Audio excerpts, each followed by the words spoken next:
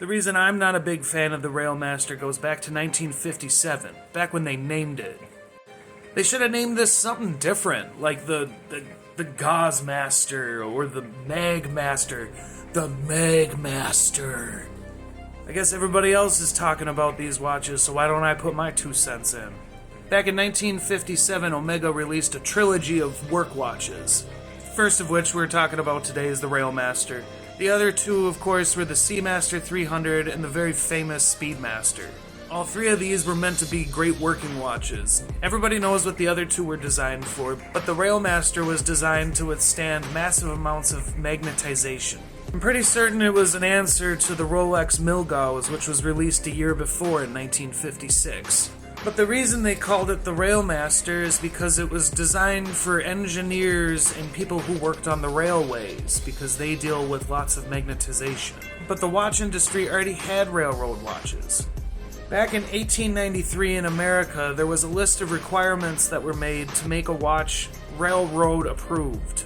And some of those requirements involved things that were only found on pocket watches. In 1957, when the Railmaster was released, pocket watches were kind of out of fashion.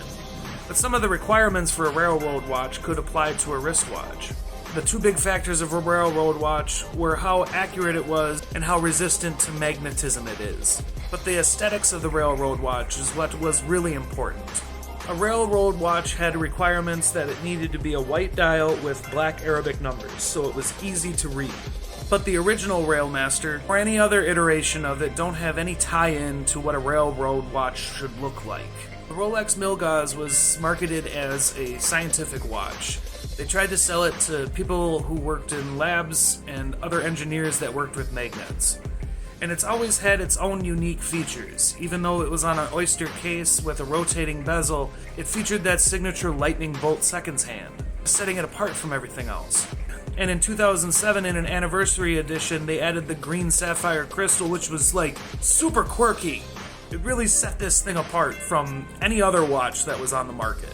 But this watch is just an Aquaterra without a date and Arabic numbers. There's nothing really special about it. But with the existing history of railroad watches in the watch industry, why would Omega try to redefine that? They should have named this something different, like the Gauze-master or the Mag-master. The Mag-master. That sounds cool. This thing was so lame that within 10 years they stopped production of it because nobody wanted it. And now it just feels like they're bringing it back so that you can think that it's retro. They even put like a aged finish on it. I'm not saying I don't like this watch. Omega does a great job making watches. If it was an Aquaterra, this video would have a completely different vibe to it.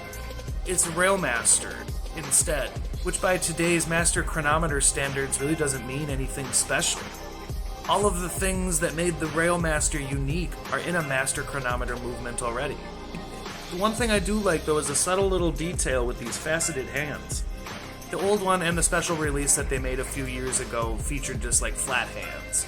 But these new ones, they look really neat though. I do think that these are kind of lame dials though, just using a nice little gradient from a main color out to black. I think it's just kind of like lazy, there's no finish on it or anything. This denim reissue that they made a few years back looked way cooler. I wish that they would have done that, but like had the gradient burst in there. That would have been really cool. But if you like this thing, whatever man, it's cool, buy it. Anyways, follow me for more watch content, and as always, keep your crowns tight.